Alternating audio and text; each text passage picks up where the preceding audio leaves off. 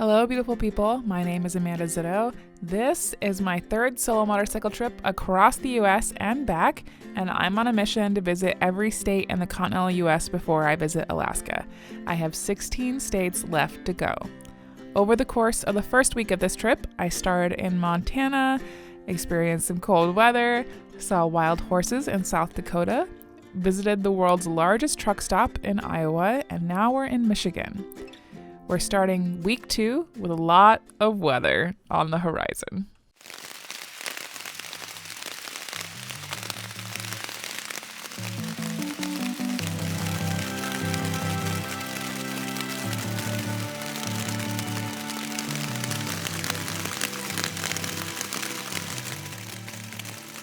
Good morning, beautiful people. If you're new here, my name is Amanda Zitto, and today is day 9 of my solo motorcycle trip across the U.S. I'm in Michigan, and it's raining. And it's not going to stop raining. And where I am going, it is raining. So we're going to take the day one step at a time, and we're going to get everything packed up and on the bike. Let's go!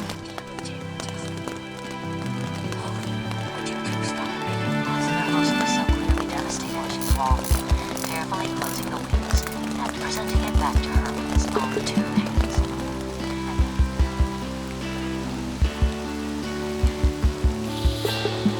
Awesome.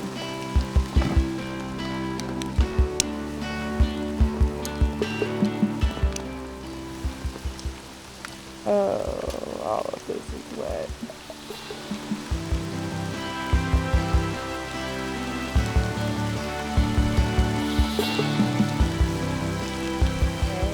My nice host gave me a plastic bag for my hat because I can't find the normal one that I was using before, but I don't think she's going anywhere, and I've got a security strap in the back. It looks awful funny though. Everything else is on the bike. I just need to take down my tent now and strap that on the outside. I took down the body of the tent is down. I just need to take the rain shell and the ground sheet. This was such a lovely place though. I know that it doesn't look as nice because it's raining, but he's got like this little setup over here where you can make food, and there's a picnic table, and there's all kinds of tables and chairs, and there's a nice fire pit down here, and he's got firewood on the property you can buy, and there's little torches and then trash. This was just so lovely.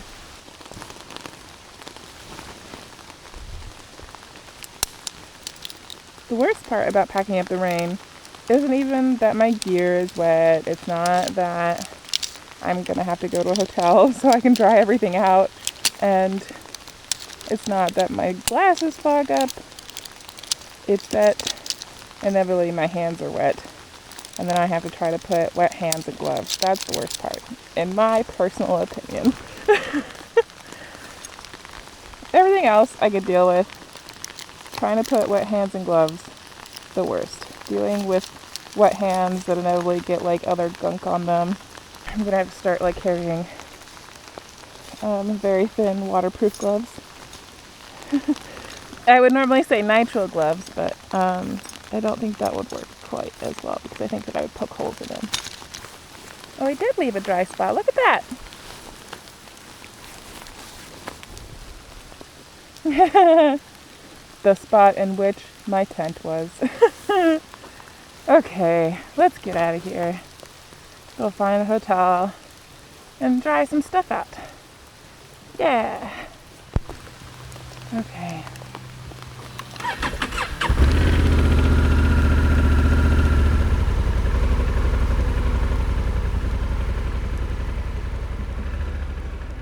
The short road out of my campsite had become a slick, muddy mess, so I took my sweet time getting out and, without any mishaps, got back on the road.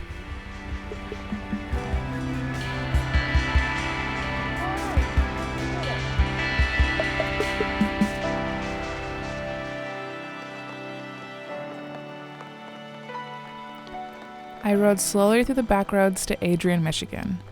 Due to the rain, I had to cancel my Hipcamp for the night because their property was flooded.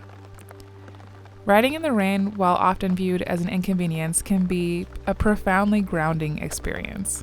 The physical sensations of being cold and damp, the heightened awareness of the road surface, and the raw exposure to the elements strip away any barriers between you and the environment you're traveling through. You become acutely aware of the subtle changes in the terrain, the scent of the damp earth, and the sounds of the rain hitting your helmet. The immersion in the storm fosters a deeper appreciation for the place you're traveling through if you can take the time to absorb the change that the rain brings. Despite the discomfort, there's a raw vulnerability in the struggle, a reminder of our own resilience and our ability to persevere even amidst the storm.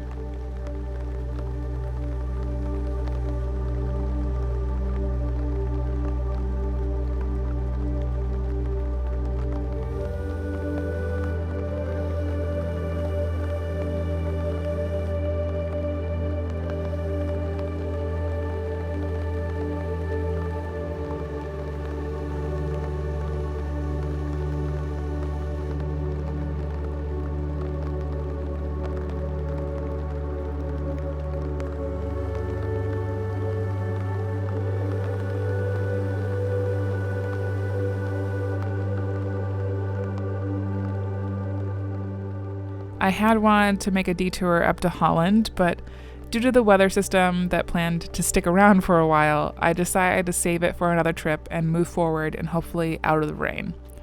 There's so much I want to see and do in Michigan. I'll just have to make another trip in the future.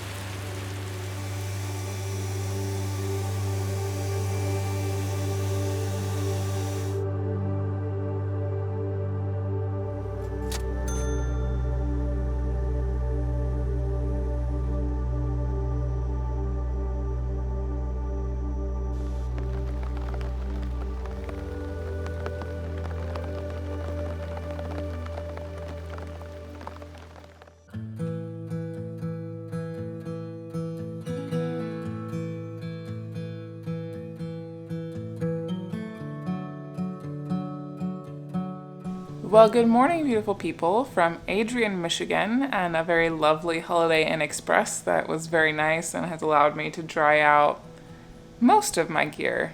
I spent most of yesterday evening just drying out my camping gear, so the tent and my rain suit and all of that stuff has dried out. The stuff that was kind of damp that I thought would dry overnight, I didn't pay as much attention to. I just didn't have time, and those things are still a little bit damp. You can probably hear the hairdryer running in the background. But having an early hotel day was probably a good thing. It gave me a little bit of a break and, well, break in very loose terms. I did do a bunch of work that I had been putting off. I did go to bed pretty late though. And that seems to be a thing for me when I stay in hotels. I just have a harder time convincing myself to go to bed. And because of the big artificial lights, like, my brain isn't being triggered like, hey, it's dark, maybe you should just crawl into bed now. So getting up this morning was kind of rough, but I went and had myself a lovely breakfast. It looks like, knock on wood, we should have a dry-ish ride today. I think it's definitely going to rain on me tomorrow, though. We found the weather. We've definitely found the weather. We're headed into Ohio today. I gotta get everything packed up, get the last bit of stuff that's damp kind of dried out, and then we'll hit the road. It's gonna be another short day today, which I'm excited about. Okay, let's get stuff dried out, get this hotel room packed up, and back on the bike.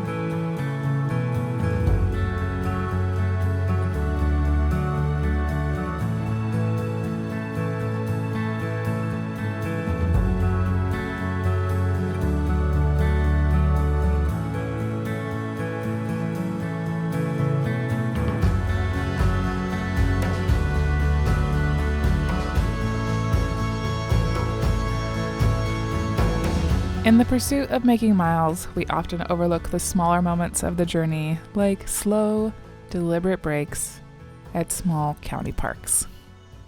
It is lunchtime, so we're gonna make my version of like a parking lot spring roll. There are so many different ways to make a spring roll. You can put pretty much any kind of filling in it that you would like. Today I've got some baby lettuce that I picked up at a farmer's market, some salad turnips, some carrots, and some lovely tuna, and of course, the spring roll wrappers.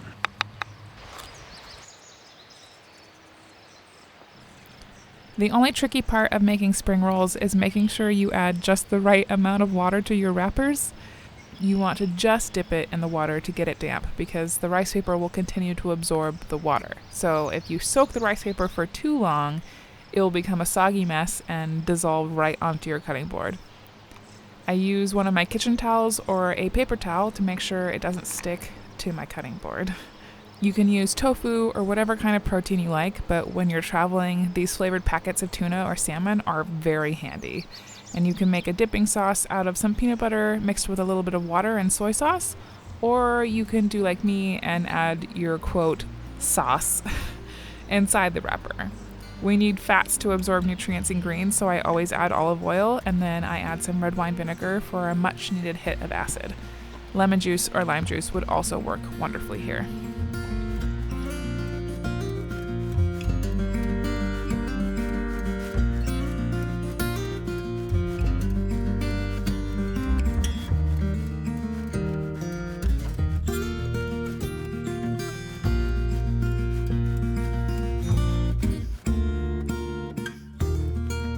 Well, welcome to Home for the Night, my lovely little hip camp outside of Sandusky, Ohio. This is so nice. You just get to pick your spot in the field wherever. We're right next to a nice big field of corn. There's the baby. Barn's behind me. It's so peaceful. And just like the most down-to-earth, chill people. I love Hipcamp for that reason. I suppose, we'll get the tent set up.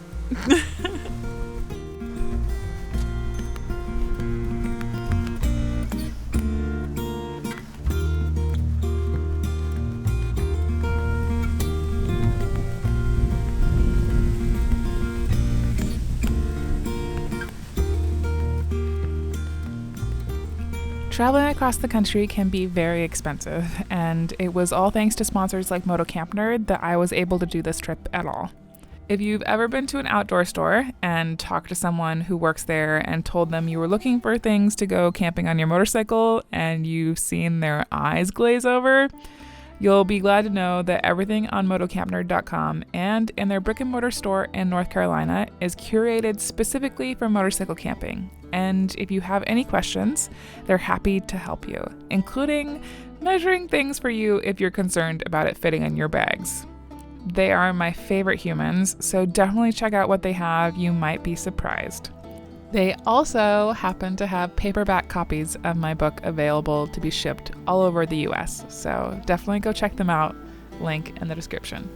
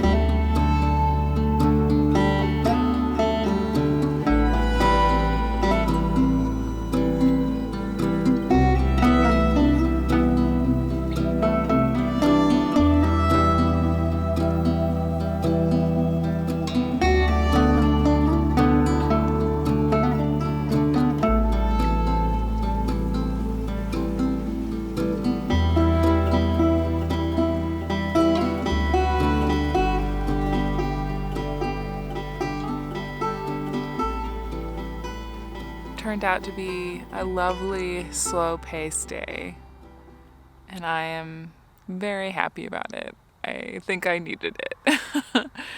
This little Hipcamp has also been a very pleasant surprise. I didn't expect there to be the most friendly kittens ever.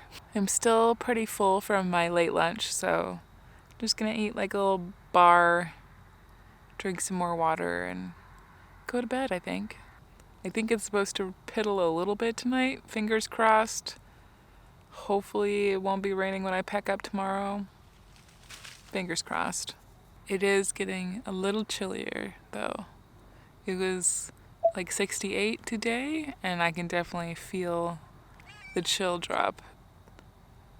Because obviously I put my sweater back on, and I think I'm gonna wear my proper warm pajamas tonight. I think I found the fall weather that I was thinking this whole trip was gonna be like. Anyway, if you've never used Hipcamp before, think like Airbnb but for camping. And most of the time it's small, like family farms, a couple of vineyards, ranches, people who have a little bit of extra property so you can spend the night there. And I like it for that reason. And the nice thing about Hipcamp is that there are way more options that are available for tent campers as opposed to other options online like Harvest Host, which you kind of have to have a self-contained vehicle to participate in Harvest Host, which is kind of sad because I would love to participate in that, but they're not tent friendly. But there's a lot of Hipcamps that are, and you can filter the search for tent camp friendly places. I think as long as you read reviews, and get an idea of what to expect. I've had very pleasant experiences, but I do read all the reviews before I book a place. All right, I'll talk to you guys later.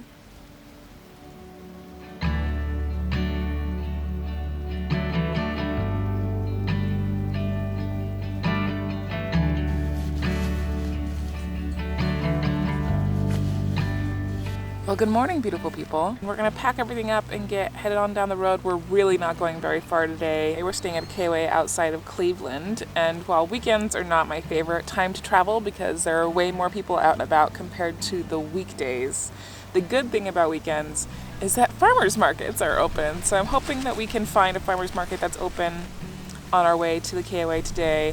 I do want to stop in Cleveland and just have a look around, but we probably won't spend a lot of time there, just by the nature of it being a weekend. Anyway, we should probably get packed up. Okay.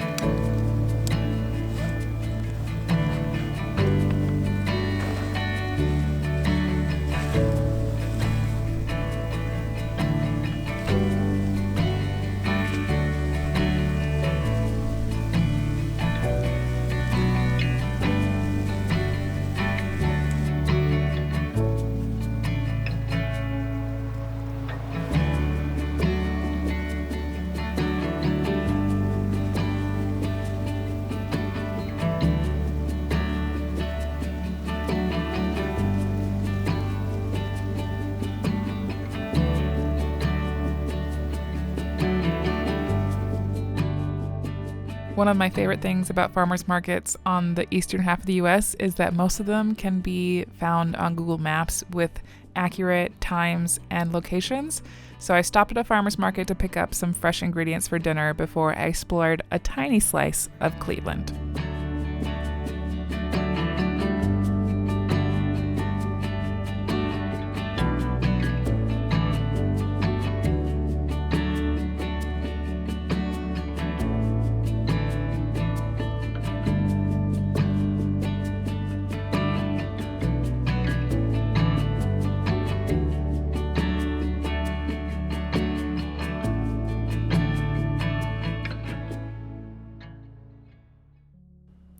It didn't take very long, though, before I detoured straight to the Lakeview Cemetery, which is home to the Hazaret Angel, also known as the Angel of Death Victorious. It was commissioned by Francis Henry Hazaret, the owner of a canning company, after the death of his wife in 1919. The sculpture is striking on its own, even without any mysterious story about it. but perhaps because it is so striking and is one of the most visited grave sites in the cemetery, there have now been reports that it is haunted.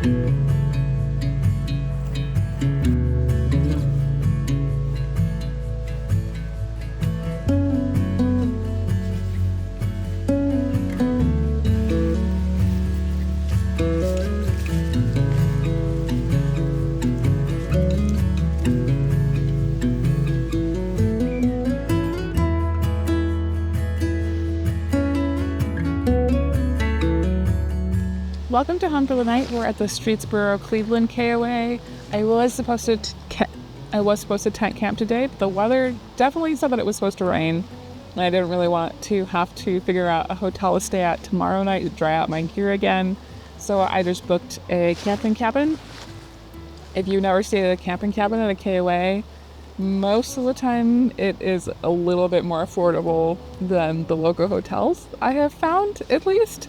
Also, KOAs are slowly growing on me. And we have a little break in the weather for right now, so I'm going to get to making dinner, and hopefully the weather holds out. Fingers crossed. I was able to stop at a farmer's market outside of Cleveland.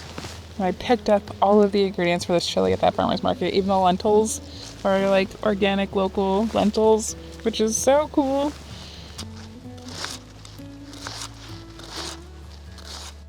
One of the nice things about lentil chili is that it's very adaptable. For example, I couldn't find any celery at that farmer's market, but I found a celeriac root and it worked just as well. You just throw everything together and some spices and it's going to be incredibly warming and comforting, especially on a cold fall afternoon.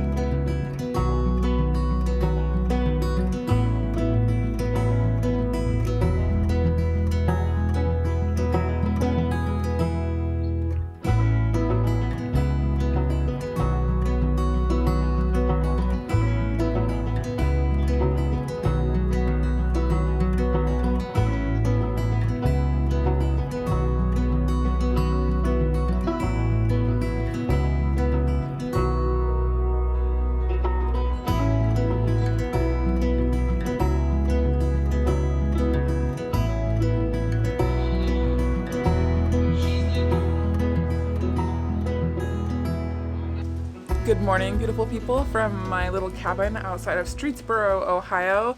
Turns out my decision yesterday to upgrade from my tent site to a cabin was worth it because it rained all night. It's still kind of piddling, but it looks like it's going to slow down. The kicker is that it's going to be raining in Niagara Falls by the time that I get there. Luckily, past Amanda had the power of foresight and already booked a cabin in Niagara Falls because I knew that I was going to be really tired by the time that I got there, and then it's going to be probably pretty late. Knowing me the way that I do, I knew that I was going to get a lot of late starts once I hit the Eastern time zone. And so I knew that today was going to be a late night, even though it's only like a 200-ish mile day, because I knew that I wasn't going to get out of here until 11, which is pretty darn accurate because it's like 10:30 right now. Mostly because I was trying to wait out the rain to see if it would slow down so I didn't have to pack up the bike in an absolute downpour. I've got everything kind of stacked up on the porch, so I'm going to put a rain jacket on and my pants and my boots, load the bike, do one last check of the cabin before I go turn in my key, and we'll get scooting on down the road. The exciting thing today is, one, I think I'm going to get to see a covered bridge today. There are so many covered bridges in Northeast Ohio, but I think I've just picked out one that I want to see and keep making miles, and then we're going to ride along the lakeside of Lake Erie, and that should be pretty. I don't know. We're going to experience it together. And then we'll get to Niagara Falls. If it's not raining too hard, I really wanted to go see the falls tonight, but I don't know if that's going to be possible with the prediction of the weather that's coming. So, yeah. Better get the bike packed up. I'm running out of time here.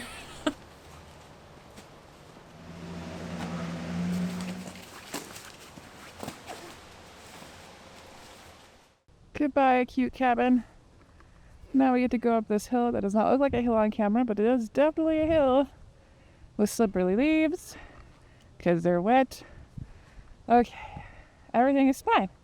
It's just fine. Just fine. Start the bike, Amanda. It'll be fine.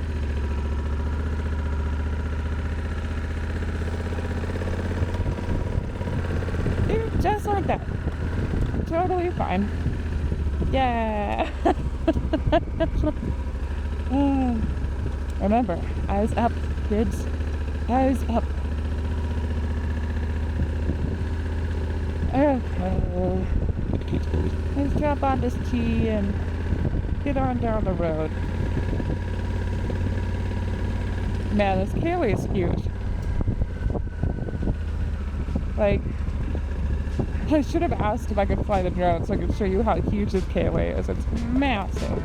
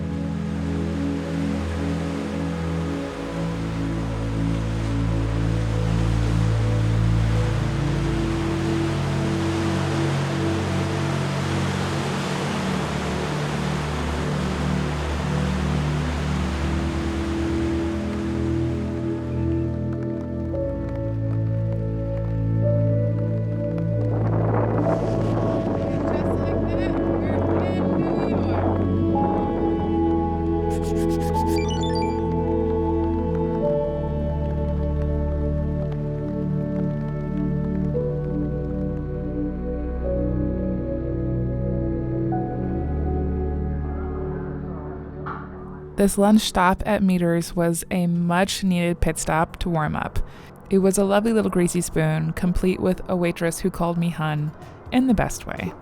The food gave me the energy I needed to make the last stretch to Buffalo.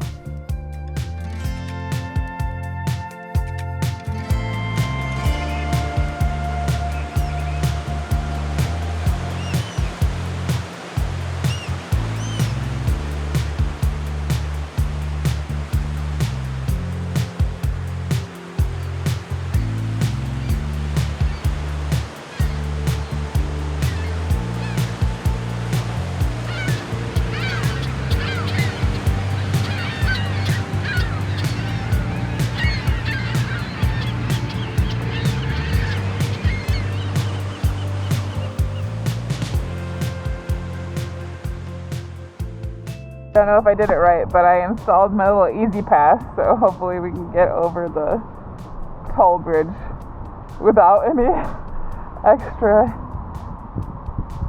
bills, I guess. Fingers crossed. Okay, just in case you couldn't quite follow my little rant there, I knew I was going to have to go through some toll roads on this trip to get to the places I wanted to visit. So I got an Easy Pass through the main Turnpike website and preloaded it before I left for this trip. Of course, I didn't need it until now, so I stopped at a gas station in Buffalo to install it before I crossed the toll bridge to get to my accommodations for the night.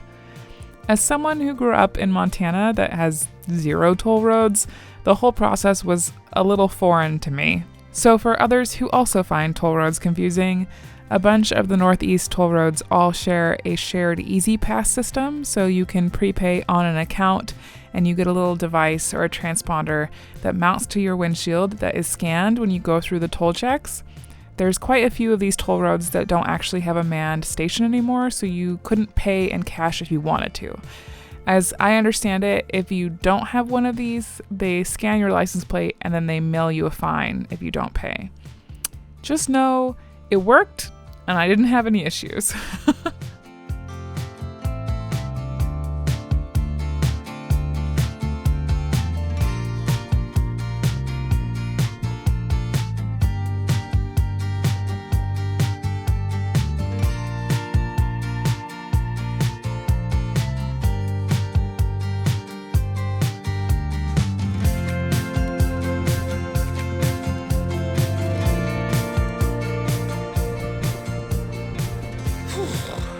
Well, we made it.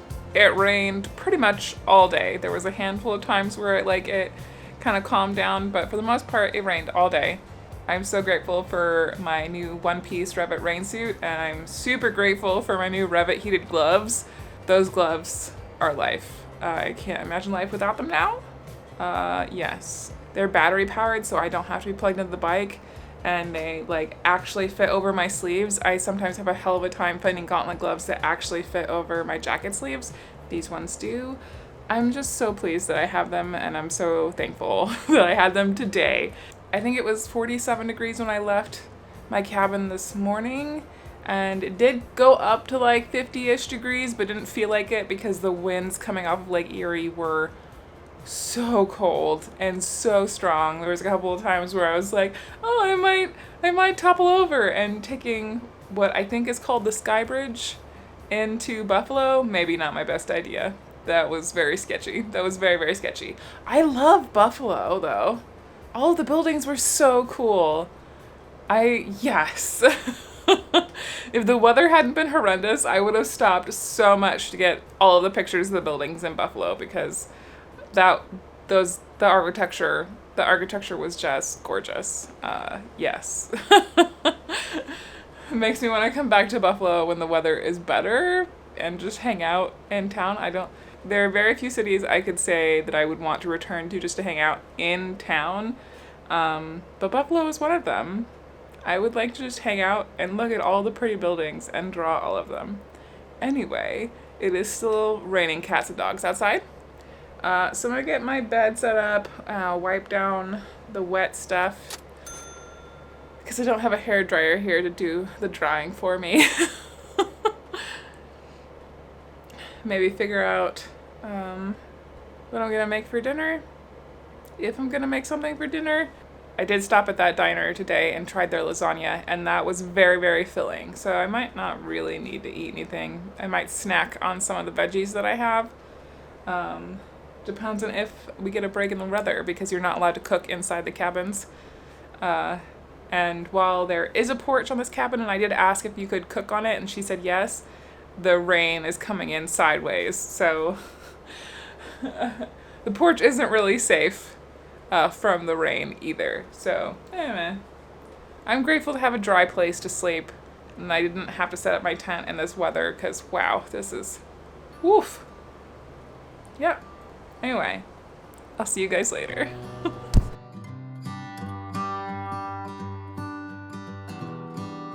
I wish I could make the whole trip like where I really max went like 150 miles a day. But the trouble with riding your bike across the country and back is that it's a lot of miles. And if I did 150 miles every day, I would take probably over 2 months to get across the country and back. Which doesn't really work out for me and my partner. Just being away for a month is rough enough. My time right now, it is 6 a.m. It's like 9 a.m. here right now. And so, by my terms, I got up heckin' early. Traveling on a motorcycle across the country is slower than taking a plane, but when you're going from west to east, the time difference still kicks your butt. I don't care what anybody says. Question for my end screen crew. I know this one is going to be super controversial. Are you a dog or a cat person? Or secret option number 3, are you an animal person like me? I am an animal person. I love all animals. It doesn't matter what it is. I will happily give pets. All right, I'll talk to you guys later.